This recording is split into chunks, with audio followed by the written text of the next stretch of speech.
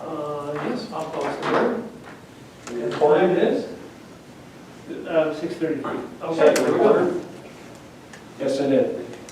And we're recording here as well. 6:33. Yep. Roll call. Gastiger, Here? King, Here. Walker, Yes, sir. Franklin, Gilbert, Here. Wet, or present. You may proceed. Four present, so we have a quorum. I'll ask for a motion to approve our agenda tonight. If there are any additions or deletions, please let us know. Second. Second, we have a second. All those in favor, please signify by aye. Aye. All right. We have our agenda. If you've had a chance to look at the minutes from last time, I'll ask for a motion to approve. Did you distribute them? I had them attached to our agenda that we posted Oh, online. right. Yeah. I have a personal copy here for signature. Oh, no, I had them attached. But, just go ahead. You, Did you get to see them? By the way, the minutes? I had trouble printing them. I couldn't print them for some reason. I mean, Josh sent me a draft, and I made recommendations to that, and I sent it back. So, I know what they say. But I don't have a copy in front of me because I couldn't print it for some reason. It said I couldn't get it. if you want to wait, that's Is that fine. all right? Yeah. All right, well, let's refer to next time. Okay. All right. Public participation, join in any time, usually. Yeah, watched the last meeting, so I was kind of encouraged by what I saw at the last meeting that you guys allowed, you know. Oh, yeah. Andrew spoke for quite a bit, yes, last time, and I thought that was very, very helpful, you know. Oh, okay. Q&A and being able to answer his questions. And the last HRC meeting I went to was like on the third floor of, or the second floor of City Hall. It was the same way. You were there at that one, as I recall. So I like the way this committee operates more so than most of the stuff. So when the items come up on the agenda, specifically the Police Community Relations Board, will I be able to speak at that time? Yes, absolutely. Okay, so I'll withhold my comments as far as that that's goes. what I was But I want to talk about some other things. In particular, transparency. I am a big advocate of transparency and good government. And I do have somewhat of a problem with the City Council liaison, namely Josh here, in reference to some issues I brought forth before. There was a lot of discussion regarding the Police Commission that unfortunately, you know, you only get so much from the meeting minutes. You can only call so much. Having the video is a valuable item, and I'm glad you guys brought that back. What I'm sorry is that Mr. Bolt saw, when I was asking what happened to the video a while back, he deflected every one of my questions, was unwilling to answer any of my emails. And I actually got a hold of your emails, as you predicted I would, in the emails that I have, and I want to submit this as part of the record here.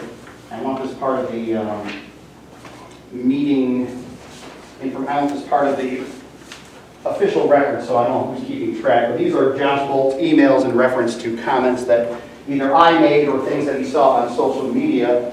And these are emails to you, Joe. I am somewhat concerned of kind of his mockery of the citizens' right to know what's going on in our community. And I simply asked the question, what happened to the videos that we used to do prior to? And he came up with some convoluted excuse about COVID and Zoom and having to hire the IT guy. And all you need is that simple camera there. The Finance Advisory Committee for years operated with just an audio recording, which was just fine, so the citizen could hear the exchange of words that go on amongst committee members here.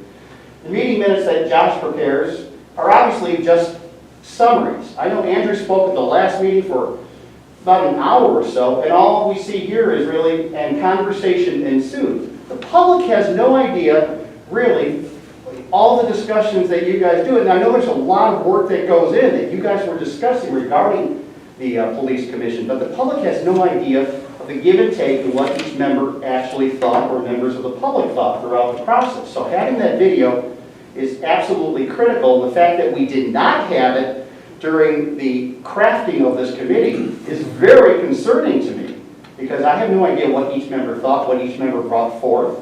So, and I'll address more of that later when we get to that particular topic. But Josh, why aren't you willing to answer emails like that? I simply asked where the video was. You could have said, we've decided not to do it, or it's unavailable, or come up with some sort of excuse, why did the video stop? You gonna answer it, or are you just gonna nod your head? I don't know if I have to answer that. Well, you don't have to answer, but if, this is supposed to be a conversation. Sure. If you're unwilling to converse, then that's your choice. But you dismissing a member of the public who simply asked you a question, when I didn't get an answer from you, I emailed some other staff members, and obviously they probably emailed you, saying, can we answer his question or not? And I never got an answer to it. Then finally, suddenly, the videos appeared again. You know, why couldn't you have told me a simple answer to that question, Josh? Well, I appreciate your input. No, don't give me that. I hate that logic. When people say, I appreciate your input, that is very dismissive of the public. But Mark, And then you have a whole line of emails that you sent between Joe and between you two, did not send to the rest of the committee, basically mocking my concerns. Okay?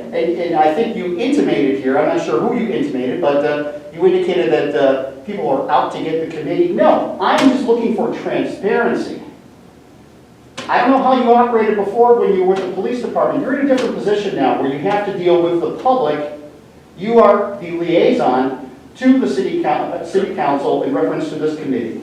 yeah. So the way you treated me and did not respond to any of my concerns is ridiculous. And now you won't even answer any emails regarding any legitimate subjects.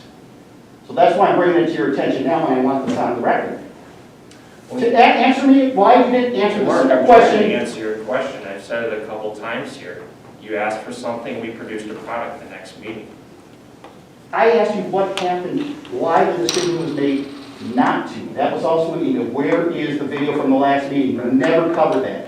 And I'm glad with the outcome that the committee decided to make videos available, Right. but you were unwilling to answer my question. So I emailed Ruth and Bill or whoever and never got an answer from you. And basically you said, what was the game? You said I was playing some sort of game.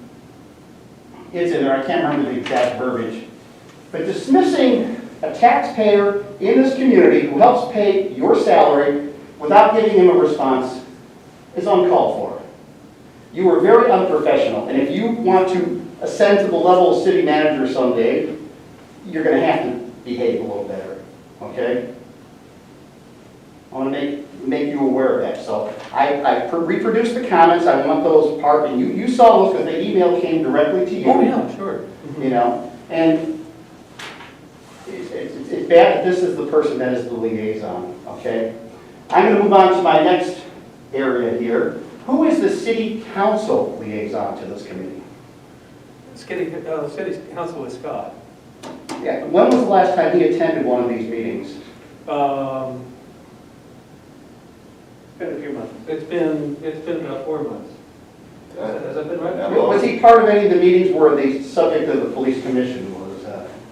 I don't think he was. I think I saw the minutes and I don't think I saw. Still, you're nodding, so I'll defer to you. Well, the discussion has been going on for a year. Mhm. In one shape or another. Right, but the formulation is So, occurred. this is a Human Relations Commission, may I just, Yeah, no. point of order, Mr. Chair? Sure, You sure. are chair, Yeah. and if a member of the commission or a member of the public is going to browbeat people into submission and not allow them to talk, then I think you either have to assert or we adjourn. Because there's a show going on here on tape. Okay. Maybe to I can- the interest of somebody, but I think in fairness, people ought to be able to respond. No, I agree. Feel free to respond. And he just keeps talking. I think you have to bring some decorum to the meeting, Mr. Chair. All right. I stand corrected. I mean, the title of the commission, vague, that you do. I know. It is human relations, so you have to relate to humans, Bill, okay? So, Well, then bring a human. okay. On the next, Work on that side. Oh, I want to get to another point that has to do with an item that is not specifically on the agenda. It's the license plate cameras that I'm surprised this commission did not deal with as far as how we're going to implement this. You probably read that there's been concern all over in the Chronicle, on local blog sites about privacy concerns regarding the license plate cameras. I've spoke with some of the aldermen who are totally blind to what the capabilities of these cameras are. They have been taught, believe me, I'm in favor of these cameras if they are used properly. But I have since found out that the cameras can be used to capture not only license plates, but the entire vehicle, the driver of the vehicle. The question is also who has access to this information and how long it's stored. The access up to 30 months, according to one source that I read, one alderman pointed out to me in an email. The problem is also who has access to this information. There is no written policy in place regarding the use of these license plate cameras. There is no, and I talked to the police chief, he said there will be a policy. Well, would you like a surgeon that is taking out parts of your body, and your surgeon says, well, I'm going to learn the procedure later, but we're going to start the procedure now. You're supposed to have something like this in place prior to purchasing and committing to the equipment. So we have no policies in place regarding privacy, who has access to the information, how long it's going to be stored, because other towns have these sorts of policies. I trust the police chief that he's going to provide me with this information, but we need to have it in place prior to putting these things up on poles. Because right now, in fact, I even have a bill. I have the floor right now. I don't know how long people can talk, is it 3 minutes or what? Well, We haven't look at had the last a meeting. better When he's done, I'd like to address. Yeah, you're welcome to, Bill. Let me just finish my It's not statement on your this. call, it's his call. No, I mean, you're interrupting me, so please. I'll give you I another learned minute. the best. Okay. Yeah, this will be the last thing I have to say before the meeting gets underway. I do want to talk about the actual commission later on. But one alderman even suggested that the city manager would have access to these photos. And that someone could call the city manager and see, gee, was Mark out shopping at Walmart, or did he go to the gambling place downtown or whatever? I know it's probably not likely, but it could be used for those purposes. Even there was a Supreme Court case where Justice Sonia Sotomayor stated that someone who was, let's say, running for sheriff, or someone who's sheriff could keep track of where his opponent is who's running against it. It could be used for improper reasons. I don't think we're going to do that, but unless we have a written policy in place, this is problematic, and you need to have a policy in place before these cameras go up.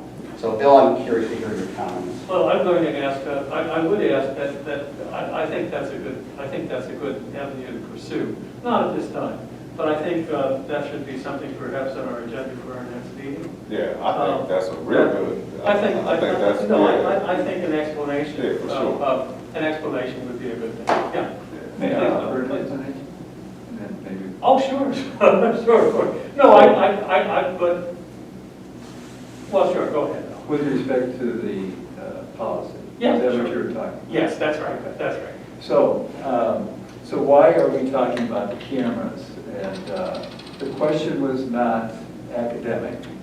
The question was asked by the chief in the context of the New Hope Missionary Baptist Church, when a community invitation was issued to come and hear concerns by the police chief of NIU and the police chief of DeKalb about what was loosely described as lawlessness, or basically paid to persons who are often in flight from the law, have committed a crime, warrants are for their arrest. These are in numbers, dozens, not hundreds, not thousands, not people who've been here for a long time, but people who come and go because heretofore there's been no technology in play to gather the information. If it's a car of a person with a warrant, then there is a license number that's known by the police. And so how do you target that? And because of concerns that people might legitimately have because of the past use of cameras for other reasons, to profile people and so forth over years in other locations, we wanted to have a community discussion about this, which is a different approach than we've taken in the past. And I applaud both of the chiefs for collaborating on that. So there was an opener of the conversation at the church, and then there was lots of conversation in the print media and social media. There were a couple conversations at the council level, and ultimately we brought back an idea which was discussed 6 weeks or so before it got to council, and that was the license plate readers. So there are other kinds of cameras, not the ones that we purchased, but there are other kinds of cameras, maybe in other places where they can scroll and do other things. These are targeted for the license plates, and why? Because people can come in literally, at night or in the day, and we don't know. We don't have officers at every corner, obviously. We're hard pressed to have officers at any corner right now. So what could we do? And they can read the license plate. They can transfer that information to dispatch. Dispatch can then notify officers that this is a license, it's a valid license, it's a license on a white Chevy or something, and there's maybe a description of the car that might be, it might have been a stolen car, it might just be a car of somebody, again, who's in flight. It might be a car of somebody who's already committed a crime here and is in flight in another direction. So we thought we'd try it, and that's what we're doing. Now, why don't we just take our time and develop a policy and do best practices and all that, which we're doing, and the policies are known to the chief. But the urgency of this was brought home starting in July, really in late June, by a series of shots fired and shootings that have been occurring in what otherwise would be quieter neighborhoods, as well as some neighborhoods where these shots have been fired before. So what can we do? People were very frustrated. People were very concerned. Neighbors who live on Ridge were concerned about apartment complexes where shots were. What can be done? There was a rising chorus of concern. So we tried to do both at the same time. I'm on record as saying both at New Hope Baptist Church and in other places that a new standard operating procedure should be implemented in both police departments, NIU and also in the Calvin Police Department. But people on the shift have already been trained in this and have already been aware of the limitations, both of the technology and also their limitations under the Constitution of the United States to do certain types of surveillance and not others. So it's not a knee-jerk response.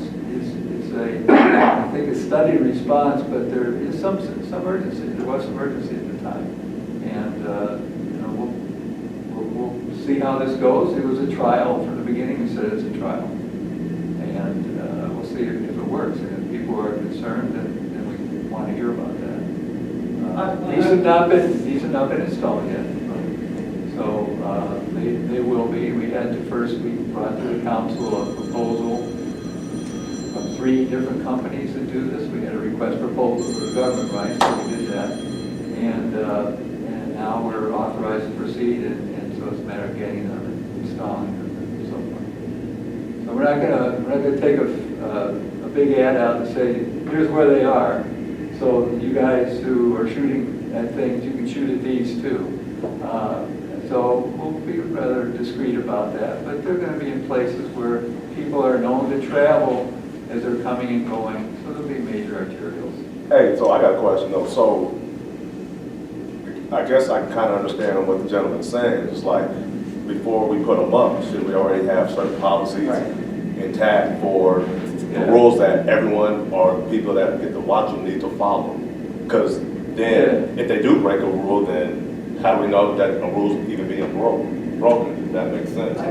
Yeah, I hear you, but so there's already certain policies about, because the policies were upgraded about a year and 3 months or so ago when we were accredited. So other types of surveillance obviously identified, camera surveillance identified. So there are general rules of the gate. When I had a conversation about 30 minutes with Chief Bird, great guy to talk to, so he was very insightful when I discussed with him about these cameras. You are incorrect in your statement that they're only capable of grabbing license plates. The chief told me himself, they can grab the entire car, and in good daylight conditions, they can see the driver and the occupants of the vehicle. Not so much at night, but during the day. So have that conversation with the chief, maybe when you guys bring this up on your agenda next time, have the police chief in here and have him discuss this. I think it would be helpful. Well, the fact is, and I'm not disagreeing with the chief, I don't know how you asked the question, but cameras can, this type of technology can be tilted and so forth. We're pledged, that's what we told the whole community in many different settings, we're pledged to focus them at the level of an average height sedan and so Right. forth. So if there is no car there, it's looking at a spot on a pavement. It's not panning and tilting. And is there technology that can do that? Yes, but that's not what we bought. And that's not what we're going to install, and that's not what we're going to do. I am The chief does claim it's I am different. going to ask that we defer this, and I appreciate your explanation, and I certainly concur that I think there was a situation here that we wanted to respond to in a timely way to keep people safe, and I'm not. Well, just to give you an example, can I please? Oh, sure. If you like. We're like months behind here. Here's Saturday night into Sunday morning. It didn't happen in our jurisdiction, but just over the line, suburban. We followed up. Usually, if it's in the city, the county sheriff's police will support us, help with the investigation and so forth. And then we have that role when it's in suburban. They're the first responders. They have a case. They do the investigation. But we're there to support, and we were helping them. There were two people who were shot. There was gunfire around a particular unit that just, I don't know how other people aren't getting killed. But one person was shot multiple times. I won't tell you, it wasn't twice. And another person was also injured, but nothing not life-threatening. Both are still alive.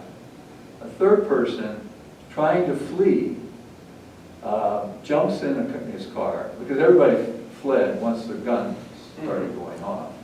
Jumps in his car, sees a gravel road, thinks, I'm going to get out of town quietly. Goes down the gravel road, bursts through a chain link fence, and finds himself in the middle of that brand new solar field. And luckily he wasn't killed, but he took out, a fair amount of the solar field. And so, why do we need cameras? We would have been able to see that vehicle if it was in the city jurisdiction, but it wasn't. Annie Glenn Road is one of the exits. It's also one of the entrances. So I only bring that up to say, life is still happening right now. So while we're dithering about this, nobody is accusing the chief of being irresponsible with respect to civil liberties. No. And I've had that discussion with anybody. So, or me. No, and I'm not, believe me, I'm not making that charge either. I do think if we're going to have this technology, and I think it can certainly protect people in ways that we haven't been able to do so far, and help us to track down some pretty dangerous people a whole lot faster than we've ever been able to do before. And I was at the meetings that you referenced. I was at the meetings where the chief talked about it at New Hope, it's very damn distant. So I know that it's not intended to track down people that have parking tickets or, they didn't pay their tollway bills or, or anything like that. I'm not worried about the abuses that it's going to be put to. But I think it does incumbent on us in some way to have something in writing, just as a matter of communication that says, You will have that, and I pledge that, and Oh, you will sure. have that. yeah, And that's obviously, the officers need it first. sure. Oh, sure. And we're not going to run it through the Human Relations Commission. It's going to be something very practical, very specific to the technology that we're looking at. Well, I would just ask for it as a point of information, not. And I promised that before, I promised it tonight. You Okay. can count on it being done. Sure. The Yeah. system police officers run on is called leads. Like if you're a police officer, you can't be checking out your daughter's boyfriends, Hold information. on, I hate to interrupt you though, and I'm glad, see, that's why we need policies in place. Just give me a second to jump in. Okay, 'cause I got Just give me a second. okay. Just give me a Alright, second, okay. right? So there's an internal training policy document that our PD officers sign off on, and they have to do this, I think it's a biannual leads training. So they at least are recognizing on paper and what they're speaking to, peer producing internal documents, section 303 point whatever, then they have to sign off on this new training. This is probably part of that license plate document too, so. There's those tools available, I don't think those should be forgotten about, because the system, a similar system is already in place that has to be signed off. I do want to reel us back in the sense that we're having a good conversation. I mean, we're having a necessary conversation, but we're talking about something that ain't on our agenda at all. Yeah, I know. But let's get it on a future agenda so we can. Well, I hope we do. I hope we I think we do. should. As a matter of, as a matter of information, I think there's nothing else. But I will suggest we go on, and specifically with a review of the landlord tenant regulations here. What's that? I can sleep What good. about the home code?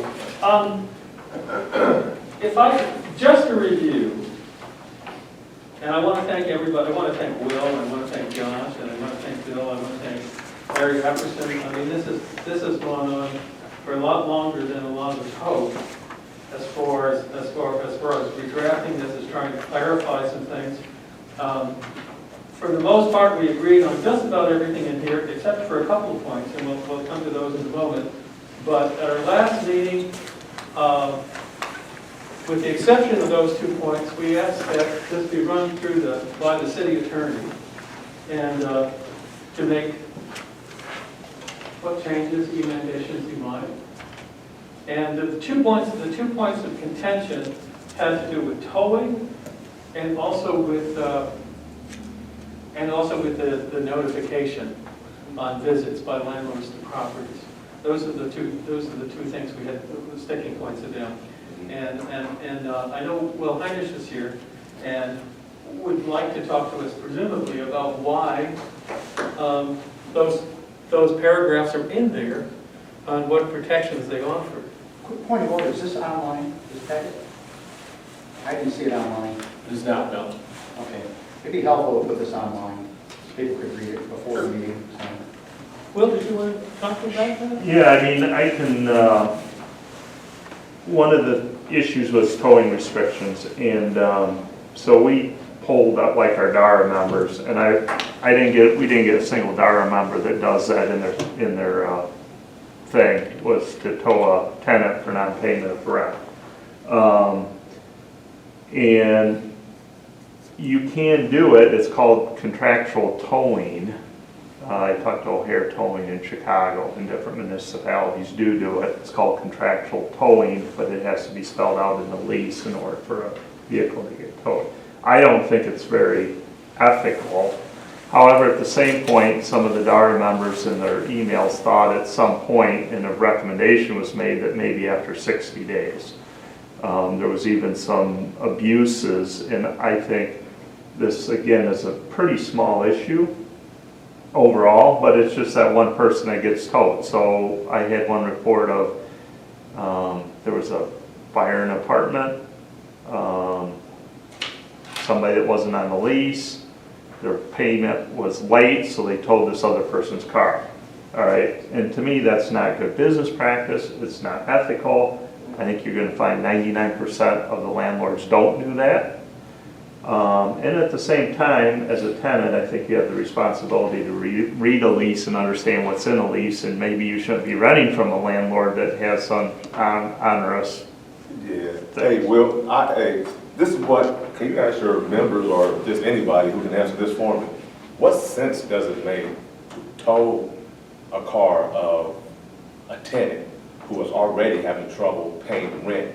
Wouldn't it just defeat the purpose? Because how is a tenant going to be able to go to work to make money to pay the rent? So it seems to me all they're actually doing is just prolonging the situation. So if you can't go to work, you can't make any money. Therefore, I mean, it's kind of like common sense. I guess I just want someone to tell me there has to be something else we can do for someone not paying rent, like maybe add on another late fee, but it just, because look, this is what we have to remember. You tow someone's car, how they charge, it's like $300 to get out of the impound, then, okay, they're already late in the rent, so it's just kind of like, F it. That's how they think. Can you know? I suggest an answer to that? I mean, it doesn't make any sense to me, except in this sense. I mean, if somebody has signed a lease with me, and they're behind on rent, and I tow their car and keep them from going to work, from earning any money, you're absolutely right, it makes no sense at all. However, if I'm a fly-by-night outfit from out of town that has a lot of properties, and basically I'm renting month to month on a cash basis, and all I want to do is flush the person out of the building, you know, in 2 days. That's. Yeah, I agree with you, but I have just dealt with more people who have gotten their car towed, just by running my mouth like I do all day when I'm working. Sure. Just by, you know, people who gotten car towed and it costs $275 to get out. And they're like late, you know, maybe $900, which is a lot of money. Don't get me wrong, Will. I'm in your boat. You know, I got a couple units, so I understand. I want my money when I'm supposed to get it. But I just think there's somehow, some way in the cow we got to get this up out of here, because it really just doesn't make any type of sense. Because for the, you know, the thing that I just mentioned, it's just I just don't get it. It's just hard. So I would say, you know, again, 60 days, if you're behind 60 days, there's a bigger problem. Some areas are towing or parking is limited. You should park on the street then. Or another rationale thing would be, you're gonna rent the building, and then now you're gonna add costs to tenants, so that what I'd recommend is landlords then rent parking spaces. Yeah.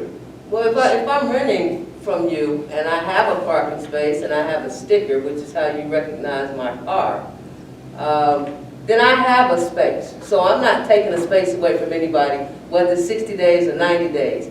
My mother lives out of town. If I'm out of town visiting my mother and I don't pay my rent and my mother's going through some real serious medical issues, that means at that point, that's just not a priority for me. Doesn't make it right, but it also means that now I have to worry about my apartment and my car. And I know that landlords have the 30-day, the 10-day, the 5-day. There's some options for landlords to say, hey, you haven't kept your part. And what you said about read the lease, that's sort of like read the agreement from Apple. Yeah, people should read it, but they don't. And we kind of know that. And so I get, from Chicago, I get the decorum. You know, DeKalb wants to look a certain way and present a certain way. And I agree, I live in DeKalb by choice. I think that's important, but I think it also is an undue burden on a tenant, even if you evict a tenant, to tow their car, as though somehow that's going to allow them to pay their rent, because it just, it gives them another bill. It just accumulates. Right. Yes, sir. Lisa, for me, the most common circumstance that I've run into with people is that you have a single parent who has a job, whether it's at DeKalb Forge or Panduit, whatever it is. Somebody has a job, 3-year-old gets sick, 4-year-old gets sick, has 102 fever, can't go to work. You don't get paid that week, or maybe you get fired. Anything, I don't you don't know. know. Whatever. Right, But anyway, right. you stay home with your sick child, and then your car's gone. Yeah. Well, you got to go to the hospital. You don't want to call 911 because you don't have insurance. Yeah. Then you're at home. Well, that's a bill. You gotta pay. You gotta pay. I think I said this at the last meeting. I opposed having this section in the ordinance, mainly because there are ways, if you are behind in rent, there are ways you can be evicted. The landlord has options to Yes. to collect the rent or evict you. I don't see how towing a car should have anything to do with that. Totally agree. Further, the landlord has control over the area on his property, and if you're parking on that property, the landlord should have a way to get you to stop parking on his property. But to link the rent with the towing, Even if you want to evict them, and just throw whatever the late fee on that as well. You know, Well, when you evict garnish them, their wages. they no longer have occupancy, so then you can tow their car. right? I evicted you, your car is still here, so you and your car are gone. I happen to know a young lady who's a student who sent me an email, actually, explaining that this is the situation where she lives. And I thought how ironic, because we were just talking about this. And I thought, well, look at the heavens opening up, saying here's an example of what we've been talking about. And so I thought, how bizarre. Because I just thought, like, who really does this, right? I thought this is somebody that, you know, we're always going boo, boo, boo on you. Well, this is not a boo, boo, boo on you complex. This is some place where I think we think, you know, they're pretty decent. You know, we don't hear too much about them. They're not that shall not be named place. And this young lady is behind in her rent. But she also used some of her financial aid to pay some of it down. She's looking to maybe take out a loan and do some other things. So she's trying to come around. But she has to park her car someplace else. And so every morning and every night she has to park her car someplace else, go from that place back to where she lives and get up in the morning and do the same thing. And I think it's just kind of an undue burden on a person who really is not trying to you know, run away. You know, she's not trying to not pay her rent. It's some other things going on in her life too. Just trying to get it right. Right, and it's taking her some time. Now, maybe she should write her landlord a letter and go, hey, listen, I'm going through some things. I know you don't have to do this, but would you please? I just think this is yet another thing, because most people, I think, are trying to do the right thing. I don't think most people are out to just take advantage. I do think there's some, but I don't think that's most. And so I think this is a burden to the people that are really just trying to do the right thing. And I would hope that landlords, whether it's in the lease or not, would say, you know, upon eviction, your car will be towed from the premises. That's what I would hope that would be fair. And if you said all of the people in Dara don't support it, then I think we shouldn't put it in. I think we should leave it out. I think it shouldn't be a part of this. Because we invited Dara to get some advice. And if they don't support it, I'll go with them. I don't support it either. I second that. I'm just, yeah, I No, just, particularly if no one is using it, I don't know why we're making an issue about it. well, people are People are using it They are using it. right now, They are yeah. using it at this point, yeah. They are. I know two, you know, to be exact. Well, just to clarify the process, if we were to take the recommendation now, that we go ahead with this document with the exception of that passage on towing, this gets taken up before this, presumably this gets taken up before the city council again. And Will or anybody else would have an opportunity to make the same case again. So I mean, we're making a recommendation here. I'm good with that, yeah, he can make it say, he just said the people Yeah. don't support it. How many tenants have actually seen the changes that are proposed? I know Dara's seen it. Have tenants been able to see all the changes? Well, Are they getting their opinions? some tenants do, who I work with over at my office, you know, I give it to them. Well, I'm a tenant. Yeah. I don't Okay, think this isn't easily accessible on any website that I know of. So. It is accessible on the city's website, and it's also, we've also worked. Not the change. The changes, No, the changes. that's what I'm saying. We're talking changes. The second question, please. I didn't mean to Oh, no, that's all right. I was just saying, you guys had student focus groups. Yeah, that's what I was going to, the tenants association, there was information that said a lot of it, whether this is along the way. Second point had to do with notification of landlord visits. And there was some question on this commission as to whether or not 1 hour was, as opposed to 24 hours. And so, why such a short time frame? And so I'd like to give Will a chance to speak to that as well. So originally the 1 hour notice is due to keg parties, marijuana, smoking, nefarious activities going on in the unit. And generally, again, when I picked the DARA members, they said, and then mostly it's up in the northwest quarter where the landlord, usually in person, will go knock on the door if there's a party, rather than call the police and get the police involved to try and disperse the party and give the tenants a chance to rectify the situation, A, before it escalates, or before damage happens to the property, or etc. So usually they give a 1 hour notice either by a phone call or knock on the door, hey, you're having a keg party, we're gonna come in an hour and inspection. And it gives the tenants and those that are in that unit an hour to disperse, break up, and knock off whatever they're doing.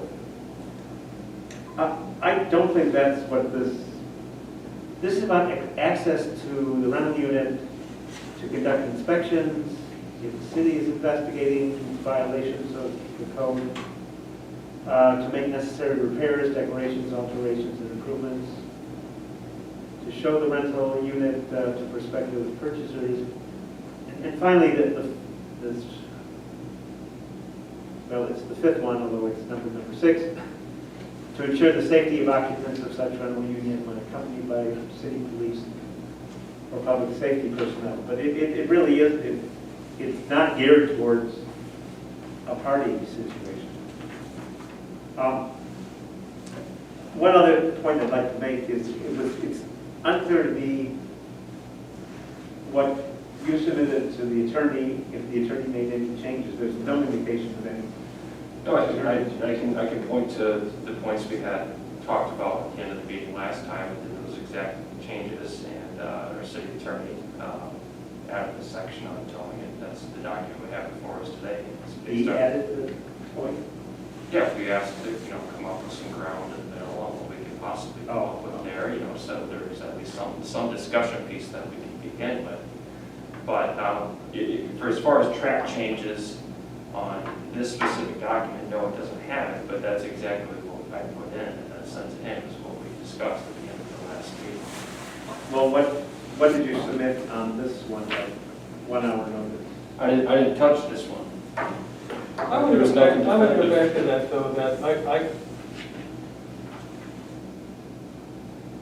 I wonder if there's some way we can resolve this, in the sense that I agree with you, George, that there isn't anything specific that says this is about breaking up parties and so forth and so on. It's about, the language explicitly is about broken pipes or about, safety hazards and things like that. On the other hand, I don't want to discourage landlords from going over at 9 o'clock and over at night, knocking on the door and saying, hey guys, you really ought to cool it down or get out of here, because I don't want to have to call the police. If we don't have to call the police, that's a good thing. What's that? You think this is the only way they can? No, I'm not saying that. I just say I don't want to discourage landlords from doing that. So do we need anything? Do we need anything at all that says, the landlord has a right to come and knock on your door if you're creating a public disturbance? Have you heard this being abused, I guess? Has a tenant notified anybody that says, my landlord gave me, a 1 hour notice and came, and I do know of an incident, but they're not even in the city, it's in the county limits.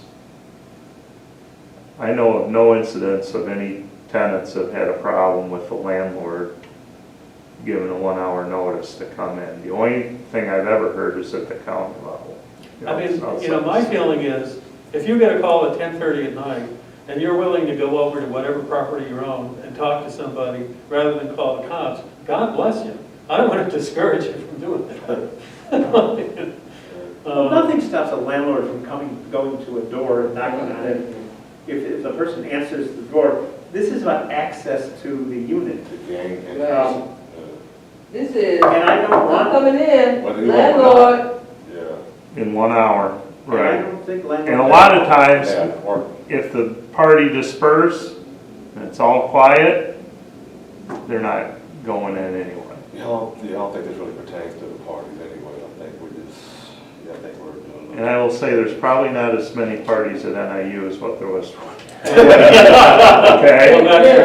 Okay. We'll ask Mike Pitsley. There was, I mean, 20 years ago, there were stories where they had, vans rolling around with kegs that they would drop off at places with cash. So that's a thing of the past. Not to say that you can't, but on the same hand, with the issues that we are dealing up in AGN for safety and security, which I am on that committee, and I support the license plate readers too. From that committee, I talked to the Chief Bird, and he came to the DAR meeting, and we did talk about license plate readers, camera feeds that our landlords have to supply the police department as well. So And I'm supportive of that, but again, I think this is kind of gets back to that safety and security and something that can help. And I don't know of any landlords that abuse this policy. I guess if there is, I'd like Well, to hear the instances so that we could rectify it. Can we put something in here maybe that talks about excessive noise or unauthorized gatherings? That's already in city code under chapter 52, I think, under public news. I mean, it's already code. Well, that's why For this I'm really orderly house. questioning if it belongs Exactly. here. And the Given what landlord most actually of gets this- in trouble if you do call the police, because then it's for the crime-free housing ordinance. So if you're gonna put something like this in, then we need to really go dig into the crime-free housing ordinance and not hold landlords accountable then for calling in the police. Given what this section is mostly intended to cover, it seems 1 hour is inadequate because you may not be there and you get this note, you get a call and the landlord can say, well, I called you an hour ago. Well, I was in class or I was out of town or, that's why I thought 24 hours made more sense if the purpose of the visit is to inspect or to investigate violations of the code or the other things that are actually covered by this. No, not 100% agree with that. That makes a whole lot of, that makes the best sense. 24 hours. You have to be at your place in 24 hours unless you're out of town or something, so, yeah. And hey, you may have stuff you want to put up that you don't want the landlord to see. I agree. Legal or illegal, it don't matter. It's your house. You pay rent there, so let me get my house ready for you to come in. You can go in. And for noise, the average person is going to call the police. How many times do you look up the landlord's number or whatever? No, you're going to call the police if they're blowing off fireworks. Gunshots or whatever. Yeah, right. For sure.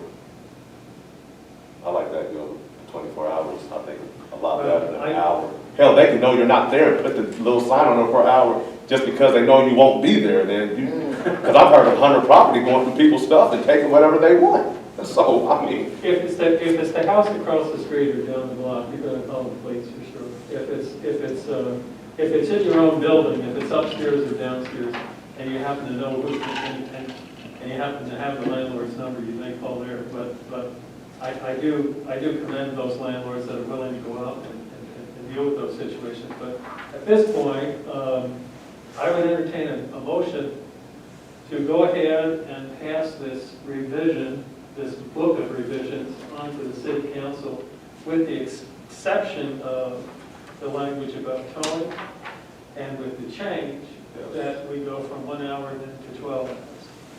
Is there a motion to do that? Well, did you say We 12 said or 24. 24? We said 24. 24, Yeah. okay. I would make that motion. I would second it. I'm 30th, 4th, 5th, 6th. Yeah. I like that. Well, all those in favor, please signify by saying aye. Aye. Thank you. So we will send this on. And Bill, we started to talk about this a little bit, but I had a question. The next one has to do with the formation of the review board for the police department. And I would just read these if I can. The language I was looking at. If I can find it.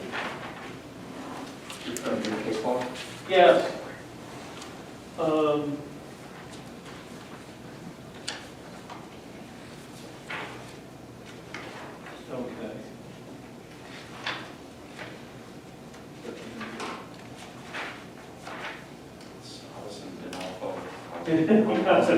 Anyway, well, yes. Anyway, this has to do with, there's a, yeah, I've got it somewhere here in front of me. I'll find it in there. But anyway. You look ready. What's that? You look. There's a big legal firm that does a lot of work mainly with, for you and on behalf of municipalities. And they address the issue of creating civilian review boards. And said that the Illinois legislature was considering legislation that would allow citizens It might to... be underneath there, because I thought it said draft, so I don't know. Oh, that's all one piece. Yeah. Okay, never mind. That would allow municipality, well, tell you what. Your phone's right here. This is helpful. That's Yeah. our most recent communication. Okay. I mean, Addison, Denolfo, Hasselberg, Valmy, Cataldo, it was the corporation. They're in Naperville, they deal with city governments. And they issue these reports every now and then, updating cities about things that they should be mindful of. The process for filing and adjudicating complaints, this is about police departments, has changed as well. The Uniform Police Officers Disciplinary Act, and then it gives the citation, no longer requires a sworn affidavit in order to file a complaint against a police officer. However, if a collective bargaining agreement currently requires legal documentation by a complaint filer, that requirement remains in effect until a new contract term begins. Another change provides that an accused officer is no longer entitled to learn the name of the person who filed the complaint or the name, rank, and unit of the investigating officer. Additionally, starting in 2023, anonymous complaints can be made to the Illinois Law Enforcement Training Board, which may then investigate and file a complaint on its own. And it talks about what police officers may be investigated for. These and other changes were slated to take effect July 1st, 2021, assuming Governor J.D. Pritzker signs, this bill as expected. So my question then was, just for the city attorney, if we were to go ahead and ask that these affidavits have to be signed and sworn and so forth and so on, are we making a requirement that's contraindicated by state law? Yeah, and we've talked about that, and the attorney has ruled on that and discussed that in the council meeting. So the answer to that, and I'm not an attorney, but I'll tell you what. Sure. And it's important to me too, because I maybe one of the few non-sworn officers who actually read the Safety Act last January from beginning to end, every word. I don't know if North had the pleasure of doing that, but it's exhaustive. Yeah. And it touches on all kinds of law enforcement, not just municipal, but and the state police is separate agency, but also in corrections and so forth. What you can do, what you can't do. Anyway, the point is, to answer your question. The City of DeKalb version of the Citizen Police Review Board does require, if a person wants to come before that particular board, not before other officers of the city, or the mayor, or others, but they want to come before that board, and they want to discuss this in open session, and use a particular officer's name, and so forth, that they ought to identify who they are, and they sign a written complaint. Now, what's interesting in this is we get it, and it's up before the council again on Monday night. So we've had an interregnum here where we were ready to go to the second reading, and then there was a demand to bargain. So for a couple months we've been bargaining, and we reached a tentative agreement, which is now being brought back to the council, and that will be first, because whether the council does something on that or not will determine whether we are going to end up before the labor board or not. So it's become more layered and complicated. And then right after that, the council will get a chance on the second reading finally now to vote on the board. And there are a few changes which you will see, not major changes, but language changes to identify state statutes that are particularly relevant to, and not just the uniformed police officers, what's the rest of the police officers. Disciplinary Act. Which has a lot to do here. But also the relevance of FOIA and Open Meetings Act provisions to investigations by the board. And so there's some clarifications that were the heart of the conversation at the table. But so to your point, it's not in violation what we propose.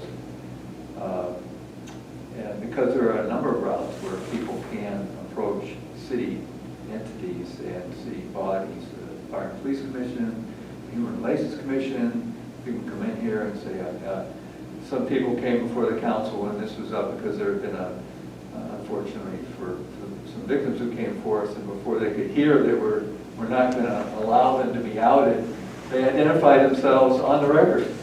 And then now, unfortunately, it was on the council record, right? But anyway, those protections will be there. One thing to know is that the other concern of the Illinois Labor Council, which represents FOP Labor Council, which represents our local officers, which is a statewide body, right? And is involved in a lot of these discussions, was that an officer could be ordered to appear before the new police board. That's not the case. It never was the case, but it evidently is a concern in other municipalities, other places, and so they want to make sure that there was some very explicit language put in there that it can't be done. And it can be done. Officers can be ordered to do other things, but they can't be ordered to go before a civilian board and talk about what they did, particularly since there are other layers of investigation that may be going on, and put them in jeopardy. So those are the things. I've taken, I spent a good many hours over the last weekend, and I'll be refining it before it hits the bricks on Thursday afternoon. Not only identifying the changes that come from the collective bargaining piece, but also redlining and showing the world what, if any, changes may be on the text of the civilian police report. So hopefully it'll be a good discussion. The council will take all that into account. I can't replicate all of it. No. But it comes to about 4 or 5 pages in my background. There'll be plenty to read, plenty to. I do want to encourage, I mean, anybody that is on that board, that there are an awful lot of resources out there as far as, to look at how other cities have created, other municipalities have created review boards, the forms they use, the procedures they follow, and so forth and so on. If we want to look around at others for models, there are a couple of important national organizations that have been advocating for this for a long time, and so they have a track record and they have experience. It's very true, and actually there is we're an associational society. There's actually an association of communities that have civilian police review boards that was founded in the 90s. When there weren't vetted this idea of the committee, and then have this board make recommendations to the mayor. We could do that. I know he's going to say, well, that's not how city ordinance works, but certainly this committee, which has been very open as far as discussing things, I would like to see some sort of system in place where the members come before this board, whether you meet them in private or what, so you can vet out individuals before they get appointed. Because right now, I'm fearful that it's going to be the usual friends of the mayor who are going to be serving on this commission and not represent a cross-section of our community. I would contest that. Whether it's 5 or whether it's 7 and so forth. I mean, I think they're going to have their work cut out for them. I'm not. We certainly don't have the authority here. Whether the city doesn't give us the authority to vet candidates that the mayor is going to appoint or not. At some point, I would hope that we have some sort of reception and we meet these people and they can say hi. I appreciate that. We did have a concern that he did say, well, at least I had a concern about the friends and family discount, Yeah, sure. Yeah, because It's going to be the same university professors. it was, I don't know if it was a couple meetings ago, maybe, but I think that I did say something, and you brought up Joe Mitchell, which I don't know why you keep bringing him up, but you brought him up as, helping as well, with the process, but I don't really know about the policies, Mr. Nicholas, but, I think at some point we have to either change some of the formalities on, how do I put this, on what people, who gets to pick the people we put on some of these commissions and committees, because It just doesn't make sense. And I'll be the first one to say, I'm wrong because, you know, ever since I got in deep with the city and started understanding the budget, understanding the nuances of both of these commissions and what aldermen are supposed to do with city manager, assistant, you know, ongoing, whatever, forum, so on. It's just, you know, and I was gonna bring this up later, it's just, we have to somehow, some way, get more people to understand the power that one person can have and to be able to put people in certain positions. And I just think at some point that the only way we're gonna really change as a town or as a city is, you know, to kind of, you know, make people come out and vote, but understand what each job entails. Like, I see aldermen want to do mayor's jobs. I see a mayor who wants to do a city manager's job. It frustrates me because, you know, in this area, I've been out here, you know, not long as much as you guys, but almost 30 years. It just frustrates me to see, like he was saying, the friends and the family discounts on a lot of these people. And although we think it's a revolving door, it is just the same people every time. Right.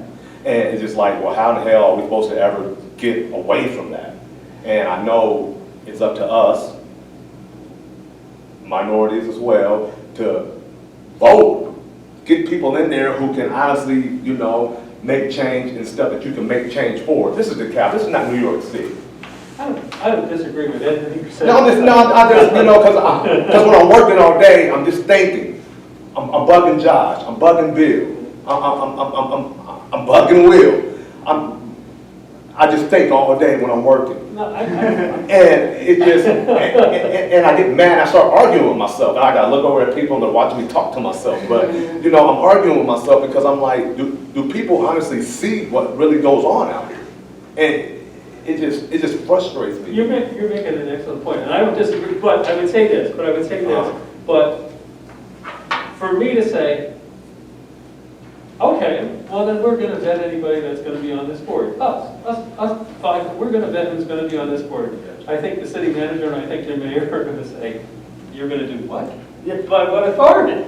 I would say this. Where did you get that? Where did you get that? I can say this about, you know, like with the police chief meet, the panel that I was a part of. That was a very great, look, I met some of my, well, you call me a good friend? I think you're a good friend. But no, I'm being serious. Like everybody that he picked on that board, far as Mike Pisley, I talk to that man all the time. You know, my son plays football for NIU. I see Mike all the time, and we joke a lot. I bug Will. Will invite me out to his house. Lovely wife. I know Will's wife is like, who's texting you at this time of night? It's just me or whatever. But I'm just saying, you know, people can honestly put people, you know, in positions to, I don't want to say monitor other people, but get to see, you know, a broader view of people. And I don't know if I'm talking too much, but I think Nicholas did a good job with that, you know. And hey, I'm John Martin. I don't think, you know, our mayor can do, you know, the job that I think that he should do with putting people on this board. Whether I be one day or Lisa be one, that's just how I feel. Because, you know what, some people don't have that wide, you know, view of people. You see what I'm saying? Like some people are just in their own little world and they just see their own little people. But, you know, there's other people that, you know, see a little bit more. That's all I'm saying. You know? Absolutely, yeah. I just want to correct one thing. I assume that the police review board, similarly to other boards, it's the mayor appointment subject to city council. That's correct. Yep. So it's not just one man. Yeah, I understand that, but if you look at the city council, I don't see anybody that looks like me on there. And that's and that's no shot at them because we actually have to run, and I will be, to get on there. But it's just, you know, I remember hearing Ms. Larson and I believe Favor say, you know what, if the people on the CRB, if you can't go talk to them, then you can come talk to us. Why the hell would I go talk to y'all? Like, I don't even, like, why? Why would I trust you? Right. Why would I trust you, or why would I trust you, and you? Like, it just doesn't make any sense. And that's not degrading them because they ran and did what they're supposed to do to get on there. It's up to people like myself, Lisa, whoever else. If I have a problem with it, and I have, that's why I'm going to try to do things to make it a little bit different, more of a change. So it's just, and I'm not blaming the mayor, I'm not blaming anybody on city council, I'm not blaming them, but yeah, you're right. And like he said, It's the system if in place. it's the friends or the family and other people, then it's just like, okay, well, whether he makes some appointments, cool. If his friends agree with it, then we're all good. That's all I'm saying, you know? Well, You know me. I think, That's just how I feel. well, I think the track record on selecting the police chief in particular, that was a stellar panel. That was a. He put that, I finally got to give him credit for something, he did. So, the board, you want to say something? Well, just that I certainly don't want us to be vetting appointees to committees, but on the other hand, if there is an issue of diversity on committees that the mayor appoints, I think we do have an interest in raising that issue. I do too. But and so I don't think that's particularly a problem, but maybe it is, or maybe it will be, but. I just think, you know, everybody who is picked on here, on this CRB, they can't just come in with the one-sided, civilians are treated like this and like that.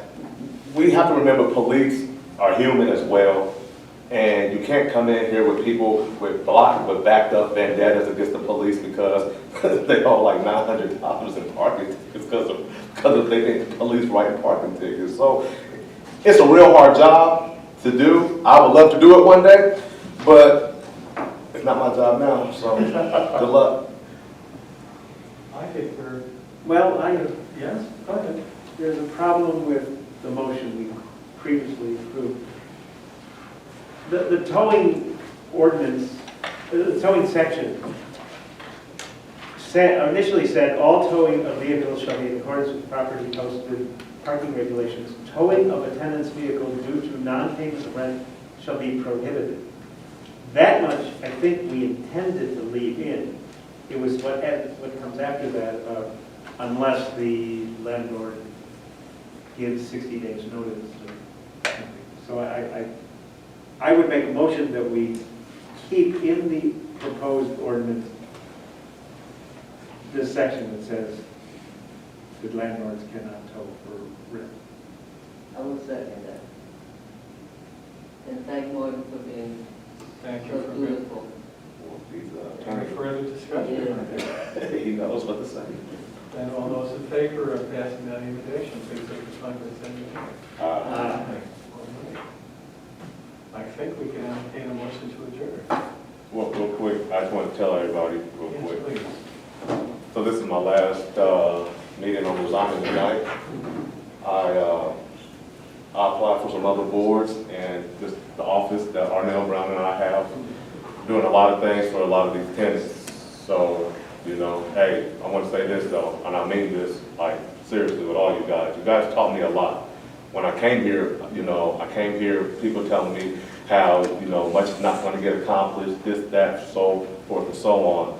But I will say this, I've always loved and entertained, you know, coming here to talk to you guys and, you know, picking little fights just to, you know, see if I can get a rise out of you. But, you know, the thing, I have learned a lot from each and every one of you guys, seriously. And like my wife tells me, never go in with, you know, your consumptions of people. And I did, but, you know, I will say this, you know, I, you know, respect you a lot, man.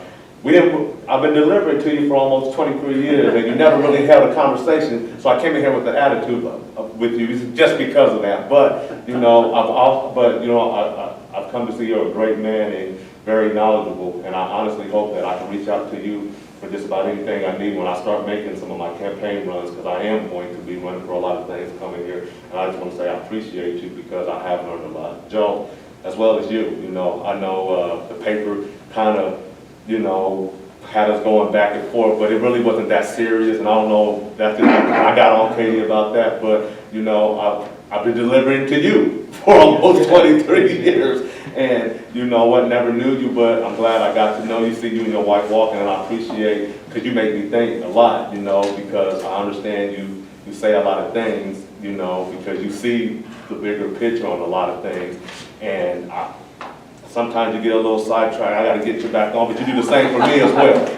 And I appreciate you, and I hope that I can always stop by, and if I ever have questions about anything, reach out to you. Please do, please. Lisa, you know, I've been, for a long time, just been wanting to pick your brain, and, you know, as a black woman, like I told you and Monique on the police chief board, you guys, man, you guys are some of the best. Besides my wife, I'm glad, you know, that I can always, you know, tell my daughter, hey, these are two good women. I see Monique at the football games, and I introduce her every time, and, you know, I think you guys are really a face, not just for minority women, but women of all, because you guys are so intelligent, but then you're so much down to earth. And yeah, I had to argue with both of you about the police chief thing, but I like that we got to argue, and you guys got to, you know, give me your views, and I gave you mine, and we always kept it real respectful. So and knowing you, and outside of even, this is pretty cool for me, you know, since I've been delivering to you almost 20-something years. So I just, you know, I'm that guy that I don't like telling people behind their back how I feel about them. I like doing it to their face. Like, if I have a problem with somebody, I say it to their face. So I just want to let you guys, now, since we got the camera on now, I get to say it to you. I get to say it, and I appreciate all you guys. Josh, you know, thank Safe you. in the court, I'll still take it. So that's basically all I want to say. Good luck to you. I appreciate it. Yeah, I just want to say I'm very sorry that you're leaving us, because I think you have made a substantial contribution. Absolutely. Indeed. Well, I tell you guys this. You're annoying sometimes, but I try to be. But hey, you guys know me. You'll see me around. I think, well, you've made a contribution at these meetings, but I have a great respect for the contribution you make, talking to people every day. I try to help them out and give them advice. And, you know, you're really where the rubber meets the road friend, as far as, like, you know, really hands-on. And I have great respect for that. I appreciate that very much. Thank you.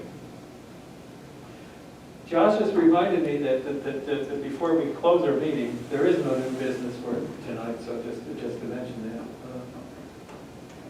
that. Other than we accept John's resignation with regret, and wish him the best. Date for the next meeting? And date for the next meeting, we did first Tuesday in December. And that is? December 7th. 7th. Okay. December 7th? Sounds right. Is there a motion to adjourn? So moved. Second. Second. All those in favor? Aye. Thank you all very much.